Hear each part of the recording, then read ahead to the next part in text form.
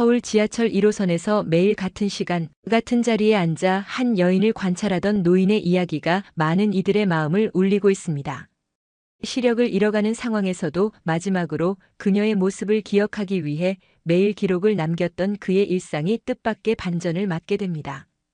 45년을 함께한 부부의 인연이 지하철에서 새롭게 피어난 이 감동적인 사랑 이야기는 우리에게 진정한 사랑의 의미와 노년의 설렘에 대해 다시 생각하게 합니다. 과연 그들에게 어떤 특별한 순간이 펼쳐졌을까요? 지금부터 여러분께 1호선의 연가를 들려드리겠습니다. 여기서 잠깐 더 많은 이야기와 재미있는 콘텐츠를 놓치지 않으시려면 지금 바로 구독과 알림 설정을 해주세요. 여러분의 관심이 저희 채널에게 큰 힘이 됩니다. 서울 지하철 1호선.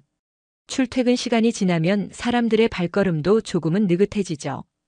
평일 오전 11시 창밖으로 흐르는 풍경이 한결 여유로워 보이는 시간입니다. 그 시간에 녹사평역에서 지하철을 타는 한 노인이 있었어요. 70대 중반으로 보이는 김철수 씨는 매일 같은 시간, 같은 칸, 같은 자리를 고집했습니다. 3호선에서 갈아타 1호선으로 향하는 그 짧은 순간에도 김철수 씨의 마음은 설렘으로 가득했습니다. 오늘도 그 자리에 계실까? 혼잣말을 중얼거리며 김철수 씨는 오른쪽 주머니에서 작은 수첩을 꺼냈어요. 펜 뚜껑을 입으로 물고 수첩을 펼치는 손길이 미세하게 떨렸습니다.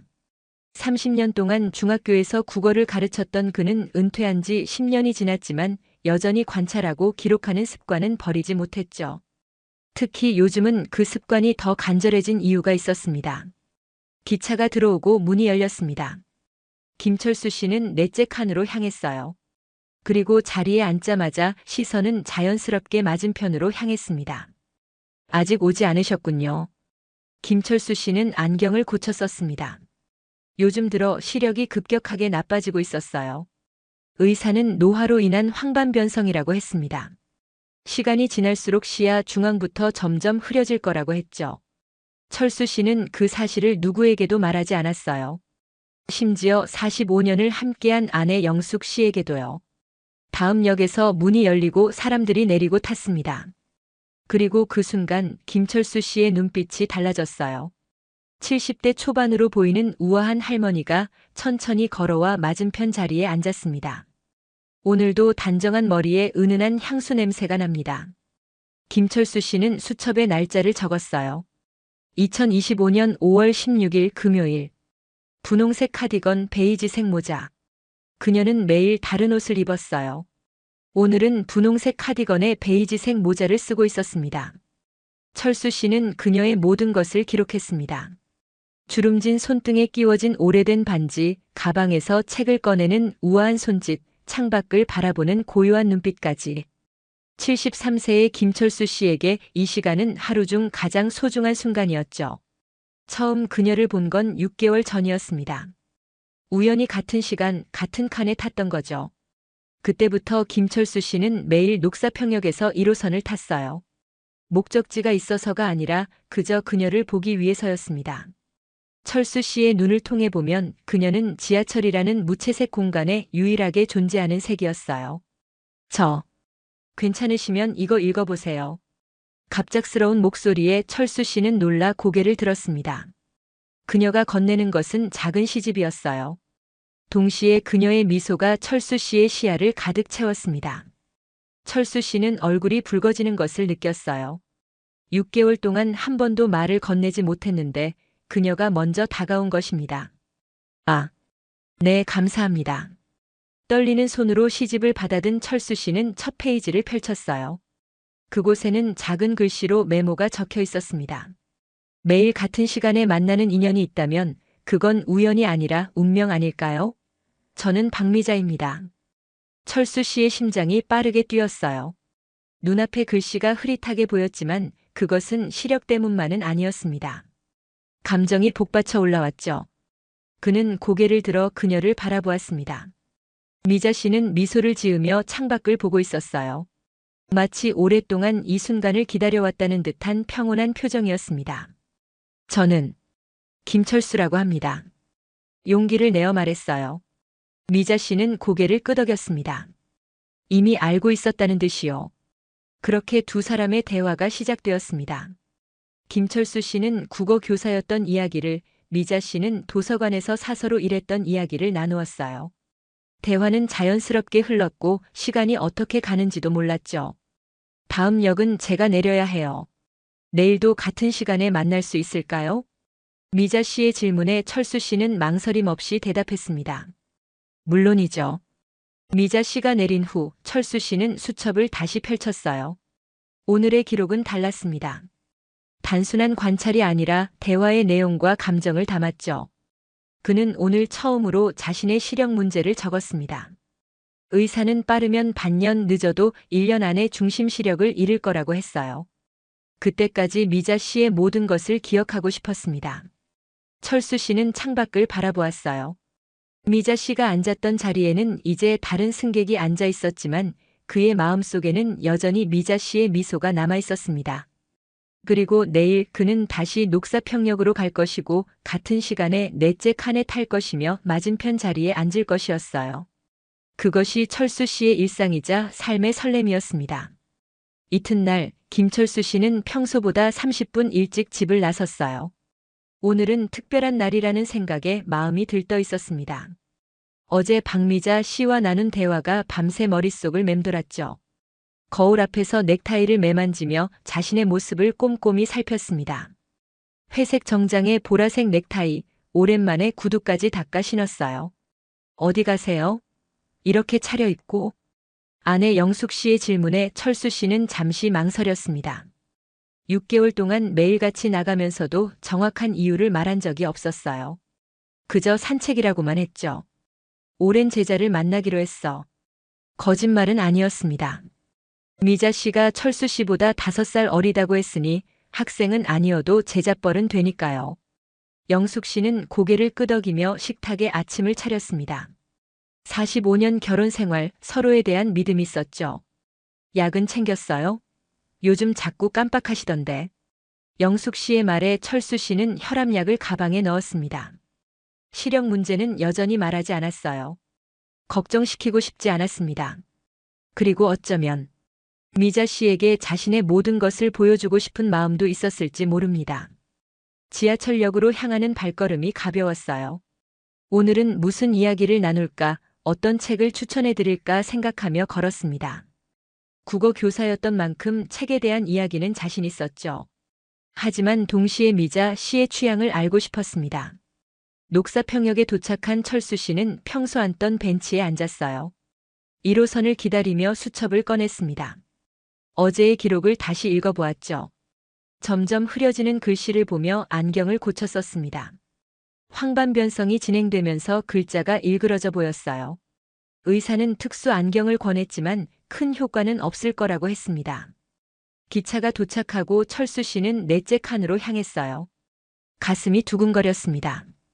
오늘은 어떤 옷을 입고 오실까, 어떤 향수를 뿌리실까, 어떤 책을 읽고 계실까. 모든 것이 궁금했죠. 하지만 자리에 앉아 맞은편을 바라보았을 때 미자 씨는 보이지 않았습니다. 다음 역에서 타시려나.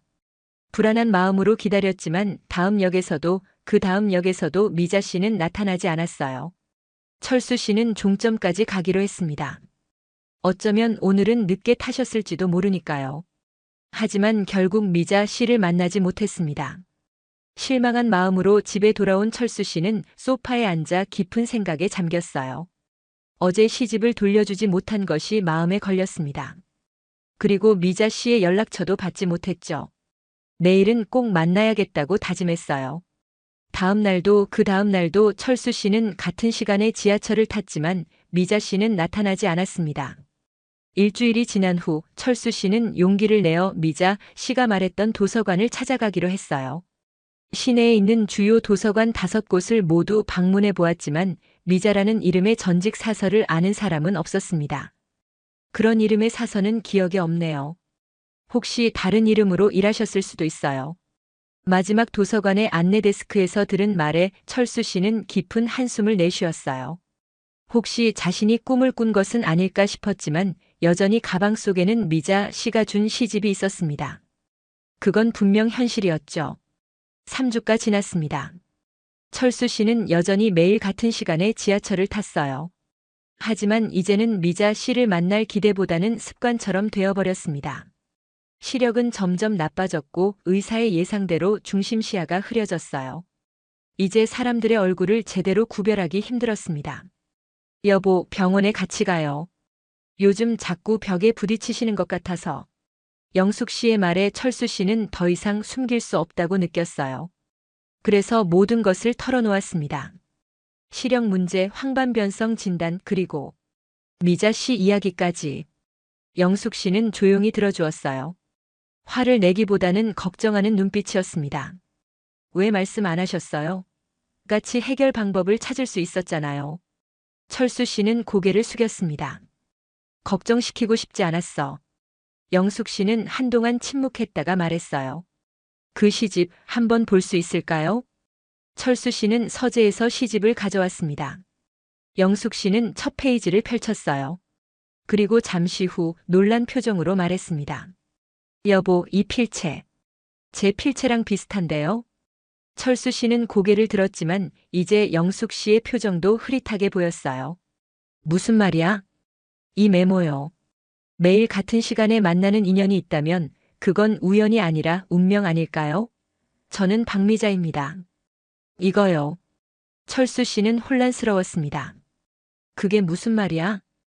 영숙 씨는 잠시 생각하더니 물었어요. 혹시 그분이 입는 옷이랑 제가 최근에 산 옷이랑 비슷하지 않나요? 철수 씨는 수첩을 펼쳐 미자 씨의 옷차림을 확인했습니다. 분홍색 카디건, 베이지색 모자. 그리고 떠올려 보니 이전에도 영숙 씨가 가지고 있는 옷과 비슷한 것들이 많았어요. 하지만 그건 우연일 뿐이라고 생각했습니다. 여보, 내가 매주 금요일 도서관 봉사 간다고 했잖아요. 녹사평역에서 1호선 타고요. 철수 씨의 눈이 커졌어요. 영숙 씨의 말이 이해되기 시작했습니다. 하지만 그럴 리가 없었죠. 미자 씨는 분명 다른 사람이었으니까요. 영숙 씨와는 전혀 다른. 그럼 왜 자신을 미자라고 소개한 거야? 영숙 씨는 조용히 미소 지었어요. 제 중간 이름이 미자예요. 결혼하고 안 쓰다 보니 잊으셨나 봐요. 김영숙 박미자, 그게 제 본명이에요. 철수 씨는 말을 잃었습니다.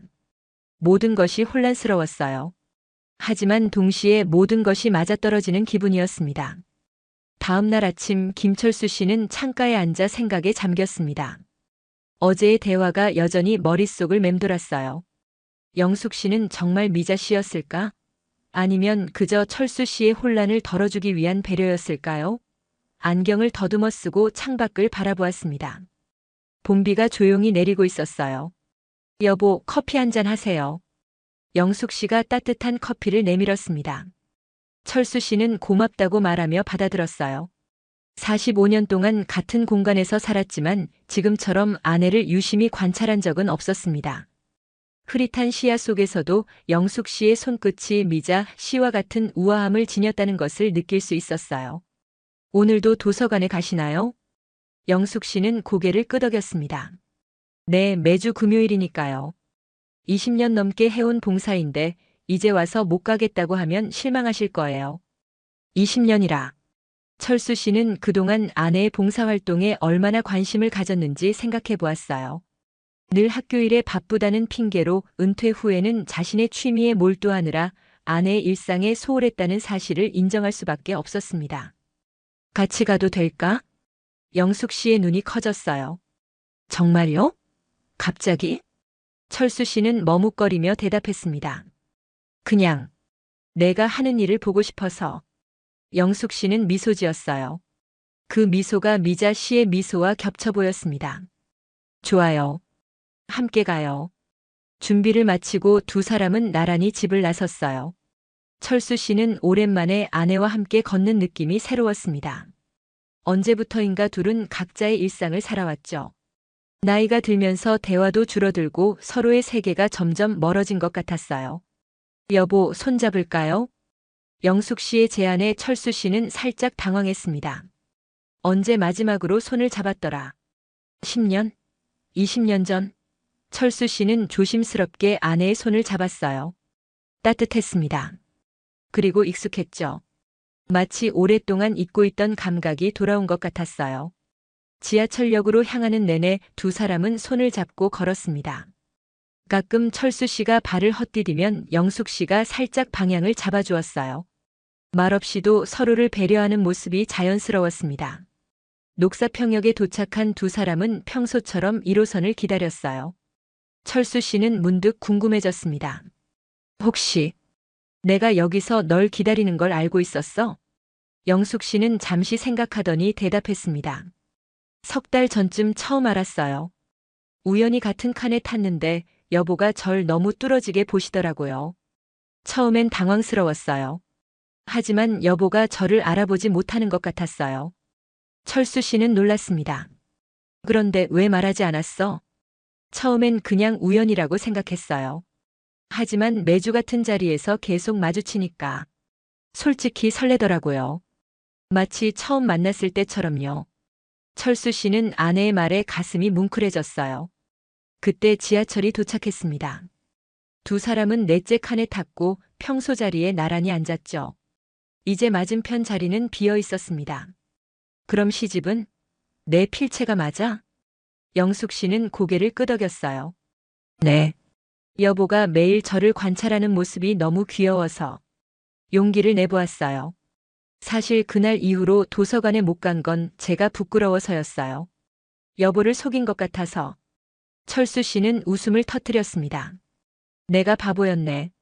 어떻게 내 아내를 알아보지 못했을까? 시력이 많이 나빠지셨나 봐요. 왜 말씀 안 하셨어요? 철수 씨는 한숨을 내쉬었어요. 걱정시키고 싶지 않았어. 그리고 어쩌면 나도 새로운 설렘을 찾고 싶었는지도 모르겠어. 영숙 씨는 철수 씨의 손을 꼭 잡았습니다. 앞으로는 모든 걸 함께 나눠요. 기쁨도 슬픔도 두려움도. 45년을 함께 했는데 앞으로의 시간도 함께 하고 싶어요. 철수 씨는 아내의 흐릿한 얼굴을 바라보았어요. 시력은 점점 나빠지고 있었지만 마음속 영숙 씨의 모습은 더욱 선명해지는 느낌이었습니다. 도서관에 도착한 두 사람은 함께 봉사활동을 시작했어요. 영숙 씨는 오랫동안 어린이들에게 책을 읽어주는 봉사를 해왔다고 했습니다. 철수 씨는 옆에서 아내의 모습을 지켜보았어요. 아이들과 이야기하는 영숙 씨의 목소리는 따뜻했고 웃음소리는 음악처럼 들렸습니다. 선생님, 이 책 읽어주세요. 한 아이가 철수 씨에게 책을 내밀었어요. 철수 씨는 망설였습니다. 글자가 잘 보이지 않았거든요. 하지만 오랜 교직 생활에서 익힌 기억력으로 책 표지만 보고도 내용을 대략 짐작할 수 있었습니다. 그래, 선생님이 특별한 이야기를 들려줄게. 철수 씨는 책을 펼치고 자신만의 이야기를 시작했어요. 비록 글자는 흐릿했지만 상상력은 여전히 선명했습니다. 아이들은 금세 철수 씨의 이야기에 빠져들었죠. 영숙 씨도 놀란 듯 지켜보았어요. 봉사가 끝나고 집으로 돌아가는 길, 철수 씨는 오랜만에 행복을 느꼈습니다. 아내와 함께한 하루, 아이들에게 이야기를 들려준 시간, 그 모든 것이 소중했어요. 여보, 내일도 같이 갈까요? 철수 씨의 질문에 영숙 씨는 밝게 웃었습니다. 내일은 토요일이라 봉사가 없어요. 하지만 다른 곳에 가보는 건 어때요? 여보가 좋아하는 서점이라든가. 좋아. 이제부터 우리는 매일 데이트하는 거야. 영숙 씨는 미소를 지으며 철수 씨의 팔을 꼭 붙잡았습니다. 70대 중반의 데이트라니. 사람들이 들으면 웃겠네요. 웃든 말든 상관없어. 난 내 아내와 데이트하고 싶으니까. 집에 도착한 두 사람은 오랜만에 함께 저녁 식사를 준비했어요. 철수 씨는 재료를 씻고 다듬는 일을, 영숙 씨는 요리를 맡았습니다. 가끔 철수 씨가 물건을 떨어뜨리거나 위치를 헷갈릴 때면 영숙 씨가 살짝 도와주었죠. 서로의 빈자리를 메우는 모습이 자연스러웠습니다. 여보, 내가 쓴 수첩 보고 싶어요? 식사를 마치고 거실 소파에 나란히 앉았을 때 철수 씨가 물었어요. 영숙 씨는 잠시 망설이더니 고개를 끄덕였습니다. 철수 씨는 서재에서 수첩을 가지고 왔죠. 6개월 동안 매일 기록한 미자, 시에 대한 관찰 일기였습니다. 솔직히 좀 부끄러워. 남의 여자를 훔쳐보듯 적었으니까. 영숙 씨는 웃으며 대답했어요. 괜찮아요. 어쨌든 그건 저였으니까요. 수첩을 넘기는 영숙 씨의 표정이 점점 진지해졌습니다. 철수 씨가 적은 글들은 단순한 옷차림이나 행동 묘사를 넘어 섬세한 감정과 생각을 담고 있었어요. 오늘도 그녀는 창밖을 바라본다. 무슨 생각을 하고 있을까? 젊은 시절의 추억? 아니면 미래에 대한 기대? 그녀의 눈에 비친 세상은 어떤 모습일까? 여보, 이렇게 저를 바라보고 있었군요. 영숙 씨의 목소리가 살짝 떨렸습니다. 철수 씨는 고개를 끄덕였어요. 그동안 당연하게 여겼던 것들을 다시 보게 됐어. 내 걸음걸이, 책을 넘기는 손길, 미소 짓는 모습. 모든 게 특별하게 느껴졌지. 그런데 왜 하필 미자였을까요? 제 중간 이름이 미자인 건 어떻게 알았어요? 철수 씨는 잠시 생각에 잠겼습니다. 글쎄, 정말 기억나지 않아. 어쩌면 오래전에 들었던 걸 무의식 중에 기억했는지도 모르지. 영숙 씨는 마지막 페이지를 넘겼어요. 가장 최근 기록이었습니다. 의사는 내게 1년 길어야 2년의 시간이 남았다고 했다. 완전히 시력을 잃기 전에 그녀의 모든 것을 기억하고 싶다. 그녀의 목소리, 웃음소리, 걸음걸이. 그리고 무엇보다 그녀가 나를 바라보는 눈빛을. 여보. 영숙 씨의 눈에 눈물이 고였습니다. 철수 씨는 아내의 손을 잡았어요. 괜찮아. 난 두렵지 않아. 내가 곁에 있으니까. 함께 이겨낼 거예요. 제가 여보의 눈이 되어 드릴게요. 그날 밤 두 사람은 오랜만에 같은 이불 아래서 서로의 온기를 느꼈습니다. 철수 씨는 영숙 씨의 얼굴을 손끝으로 더듬었어요. 시력으로 볼 수 없다면 촉감으로 기억하고 싶었습니다. 여보, 내일은 어디로 데이트 가고 싶어요? 철수 씨는 잠시 생각하더니 대답했어요. 지하철 타고 종점까지 가보자. 그냥 아무 생각 없이 창밖 풍경 구경하면서. 좋아요. 제가 설명해 드릴게요. 여보가 보지 못하는 것들을요. 다음 날 두 사람은 약속대로 지하철 데이트를 시작했습니다. 이번엔 1호선이 아닌 2호선을 탔어요. 새로운 경험을 해보고 싶었거든요. 철수 씨와 영숙 씨는 나란히 앉아 창밖을 바라보았습니다. 저기 봐요, 여보. 강이 보여요. 오늘은 해가 강물에 반짝이네요. 영숙 씨의 설명에 철수 씨는 눈을 가늘게 뜨고 보려 했지만 흐릿한 색깔만 보일 뿐이었어요. 하지만 상관없었습니다. 아내의 말로 세상을 그려나갈 수 있었으니까요. 지금 지나가는 건 대학교예요. 학생들이 벚꽃 아래서 기타를 치고 있어요. 아, 저기 강아지가 공을 쫓아가고 있네요. 철수 씨는 아내의 말 한마디 한마디를 상상하며 자신만의 풍경을 그려나갔습니다. 어쩌면 실제보다 더 아름다울지도 모르는 세상이었어요. 몇 정거장을 지나고 나서 철수 씨는 문득 깨달았습니다. 이게 바로 사랑이구나. 서로의 부족한 부분을 채워주고 함께 세상을 바라보는 것. 그동안 당연하게 여겼던 일상이 얼마나 소중한지를 이제야 알게 되었어요. 여보, 우리 오래오래 함께 있자. 영숙 씨는 철수 씨의 손을 꼭 잡았습니다. 네, 평생 함께요. 그렇게 두 사람의 연간은 새로운 시작을 맞이했습니다. 매일 아침 일어나 서로의 얼굴을 확인하는 것부터 함께 식사하고 산책하고 이야기 나누는 모든 순간이 특별해졌어요. 철수 씨의 시력은 점점 나빠졌지만 마음의 눈은 더욱 밝아져 갔습니다. 가을이 깊어가는 11월의 어느 날 김철수 씨는 아침 일찍 일어났습니다. 창문으로 들어오는 햇살이 따뜻했어요. 이제 그는 빛과 어둠, 큰 형태 정도만 구별할 수 있었습니다. 의사가 예상한 대로 시력은 급격히 나빠졌죠. 하지만 철수 씨의 일상은 오히려 더 풍요로워졌습니다. 여보, 일어나셨어요? 아침 준비했어요. 영숙 씨의 목소리가 들려왔습니다. 철수 씨는 베개에 손을 더듬어 안경을 찾았어요. 이제 안경은 단지 습관일 뿐 큰 도움은 되지 않았습니다. 하지만 그는 여전히 안경을 쓰는 것을 좋아했죠. 마치 오랜 친구와 같았으니까요. 고마워. 잘 잤어?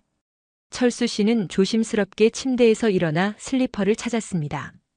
영숙 씨는 이미 그의 필요를 예상하고 침대 옆에 슬리퍼를 준비해 두었어요. 식탁으로 향하는 길도 이제는 너무 익숙했습니다. 12걸음 직진, 오른쪽으로 3걸음, 다시 5걸음 직진. 집안 곳곳에 작은 벨소리가 나는 장치들이 설치되어 있어 방향을 찾는 데 도움이 되었죠. 오늘 메뉴는 미역국이에요. 여보가 좋아하는 거. 영숙 씨는 그릇에 국을 떠서 철수 씨 앞에 놓았습니다. 숟가락을 손에 쥐어주며 위치를 알려주었어요. 이제 철수 씨는 혼자서도 식사를 할 수 있었습니다. 처음엔 음식을 흘리기도 하고 그릇을 쳐서 깨트리기도 했지만 시간이 지나면서 점점 익숙해졌죠. 오늘은 무슨 계획이에요? 철수 씨는 국물을 한 숟가락 떠먹으며 대답했습니다. 도서관에 가려고. 오디오북 몇 개 빌리고 싶어. 시력을 잃어가면서 철수 씨는 오디오북에 빠져들었어요. 평생 책을 사랑했던 그에게 오디오북은 새로운 세계였습니다. 특히 옛 제자들이 선물한 태블릿은 그의 가장 소중한 보물이 되었죠. 음성 명령으로 책을 검색하고 들을 수 있었으니까요. 같이 가요. 저도 반납할 책이 있어요. 아침 식사를 마치고 두 사람은 함께 준비를 했습니다. 영숙 씨는 철수 씨의 옷을 골라주었어요. 오늘은 남색 셔츠에 베이지색 바지, 그리고 그가 좋아하는 체크무늬 조끼였습니다. 오늘 날씨가 어때? 바람이 조금 불어요. 가디건 하나 더 챙기는 게 좋겠어요. 작은 대화 하나하나가 이제는 소중한 정보 교환이 되었습니다. 영숙 씨는 철수 씨의 눈이 되어 세상을 설명해 주었고 철수 씨는 그 설명을 통해 자신만의 세상을 그려나갔어요. 집을 나서기 전 철수 씨는 지팡이를 집어들었습니다. 처음엔 지팡이 사용을 거부했어요. 자존심 때문이었죠. 하지만 영숙 씨의 설득으로 결국 받아들였습니다. 이제 그 지팡이는 그의 또 다른 친구가 되었어요. 준비됐어요? 철수 씨는 고개를 끄덕였습니다. 영숙 씨는 그의 팔을 살짝 잡았어요. 두 사람은 늘 이렇게 걸었습니다. 영숙 씨가 방향을 안내하고 철수 씨는 지팡이로 길을 확인하며 완벽한 조화였죠. 도서관으로 가는 길 두 사람은 여느 때처럼 이야기를 나누었습니다. 오늘은 철수 씨가 최근 들은 오디오북에 대한 감상이었어요. 정말 놀라운 책이야. 작가가 색깔을 묘사하는 방식이 특별해. 내가 시력을 잃기 전에 그런 묘사를 배웠더라면 지금 세상을 더 풍요롭게 상상할 수 있었을 텐데. 영숙 씨는 잠시 생각하더니 말했습니다. 여보는 이미 충분히 풍요롭게 세상을 보고 있어요. 여보의 수첩만 봐도 알 수 있죠. 그 말에 철수 씨는 미소 지었어요. 수첩. 이제 그는 더 이상 글을 쓸 수 없었지만 대신 작은 녹음기를 사용했습니다. 매일 자신의 생각과 느낌을 녹음하는 것이 습관이 되었죠. 도서관에 도착한 두 사람은 각자의 일을 시작했습니다. 영숙 씨는 책을 반납하러 갔고 철수 씨는 오디오북 섹션으로 향했어요. 이제 그는 혼자서도 도서관을 다닐 수 있었습니다. 점자 블록과 음성 안내 시스템 덕분이었죠. 선생님. 갑작스러운 목소리에 철수 씨는 멈춰 섰습니다. 목소리가 익숙했어요. 오래된 제자 중 한 명이었습니다. 민수? 맞지? 맞아요, 선생님. 어떻게 알아보셨어요? 철수 씨는 웃음을 지었습니다. 내 목소리는 여전히 18살 때와 같구나. 변하지 않았어. 민수는 잠시 말을 잊은 듯 했어요. 그리고 조심스럽게 물었습니다. 선생님, 괜찮으세요? 지팡이를. 아, 이거? 그냥 나이 들면서 생긴 작은 불편함일 뿐이야. 어떻게 지내니? 민수는 자신이 이제 같은 학교에서 국어교사가 되었다고 말했습니다. 철수 씨의 발자취를 따라가고 있다고 했죠. 그 말에 철수 씨는 가슴이 뭉클해졌어요. 자랑스럽구나, 민수야. 내가 좋은 선생님이 될 거라고 항상 믿었어. 두 사람은 잠시 학창시절 추억을 나누었습니다. 철수 씨는 민수의 목소리를 통해 그의 모습을 그려보았어요. 분명 어엿한 어른이 되어 있을 텐데 그의 마음속에선 여전히 18살 소년으로 남아 있었습니다. 선생님, 혹시 시간 괜찮으시면 다음 주에 학교에 오실 수 있을까요? 학생들이 은퇴하신 선생님들과 이야기하는 프로그램이 있거든요. 철수 씨는 잠시 망설였습니다. 학교. 그가 30년을 보낸 곳. 시력을 잃은 후 처음 가보는 곳이 될 텐데요. 두려움과 설렘이 교차했어요. 좋아, 가보마. 날짜와 시간만 알려주렴. 민수가 떠난 후 영숙 씨가 돌아왔습니다. 철수 씨는 민수를 만난 이야기와 학교 방문 약속에 대해 말했어요. 영숙 씨는 기쁜 마음으로 동행하겠다고 했습니다. 여보, 정말 괜찮아요? 많은 사람들 앞에서. 철수 씨는 고개를 끄덕였어요. 괜찮아. 오히려 기대돼. 내가 사랑했던 일을 다시 할 수 있는 기회잖아. 집으로 돌아가는 길 두 사람은 과거 이야기를 나누었습니다. 철수 씨가 처음 교사가 되었을 때 영숙 씨와 만나 연애하던 시절, 결혼하고 아이들을 키우던 시간들. 모든 기억이 마치 어제 일처럼 생생하게 느껴졌어요. 여보, 생각해보니 우리가 처음 만난 곳도 지하철이었어요. 철수 씨는 놀라서 걸음을 멈췄습니다. 정말? 난 기억이 안 나는데. 영숙 씨는 웃음을 터뜨렸어요. 그럴 수밖에요. 여보는 그때 책만 보고 있었으니까요. 제가 실수로 여보 발을 밟았는데 여보는 고개도 안 들고 괜찮습니다라고만 하셨어요. 그랬구나. 미안해. 그때도 내가 너를 제대로 보지 못했네. 영숙 씨는 철수 씨의 팔을 꼭 잡았습니다. 괜찮아요. 지금은 여보가 저를 그 누구보다 잘 보고 있으니까요. 일주일 후 철수 씨는 민수의 안내로 학교를 방문했습니다. 시력은 없었지만 학교의 냄새, 학생들의 목소리, 복도에 울려 퍼지는 발자국 소리는 그대로였어요. 마치 시간 여행을 하는 기분이었습니다. 강당에 모인 학생들 앞에서 철수 씨는 자신의 이야기를 시작했습니다. 교사로서의 삶, 은퇴 후의 변화, 그리고 시력을 잃어가는 과정에서 배운 것들까지. 여러분, 인생에서 가장 중요한 것은 보는 것이 아니라 관찰하는 것입니다. 눈으로 보는 세상은 한계가 있지만 마음으로 관찰하는 세상은 무한해요. 학생들은 조용히 경청했습니다. 철수 씨는 계속해서 말했어요. 저는 시력을 잃으면서 오히려 더 많은 것을 보게 되었습니다. 아내의 목소리에 담긴 사랑, 제자들의 성장, 일상의 작은 순간들. 이전에는 눈앞에 있어도 보지 못했던 것들을요. 강연이 끝난 후 많은 학생들이 질문을 했습니다. 그중 한 학생이 물었어요. 선생님, 가장 그리운 것이 무엇인가요? 철수 씨는 잠시 생각하더니 대답했습니다. 일출과 일몰이요. 하늘이 붉게 물들어가는 순간. 하지만 이제는 아내의 설명으로 그 순간을 상상하며 또 다른 아름다움을 느끼고 있어요. 학교를 나오며 철수 씨는 영숙 씨에게 물었습니다. 어땠어? 내 강연? 영숙 씨는 그의 손을 꼭 잡았어요. 정말 감동적이었어요. 학생들 모두 여보의 이야기에 집중하고 있었어요. 몇몇은 눈물을 훔치기도 했고요. 집으로 돌아가는 길 두 사람은 지하철을 탔습니다. 여전히 1호선, 여전히 넷째 칸이었어요. 철수 씨는 문득 생각했습니다. 이제 그는 더 이상 미자 씨를 찾지 않아도 됩니다. 그녀는 항상 그의 곁에 있으니까요. 여보, 우리 내일은 어디로 갈까요? 철수 씨는 미소 지으며 대답했습니다. 어디든 좋아. 당신과 함께라면. 그렇게 두 사람의 1호선의 연가는 계속되었습니다. 시선은 흐려졌지만 마음속 풍경은 더욱 선명해진 채로요. 철수 씨는 매일 아침 깨어나 감사함을 느꼈습니다. 비록 세상을 볼 수는 없지만 사랑을 통해 더 깊이 세상을 느낄 수 있게 되었으니까요.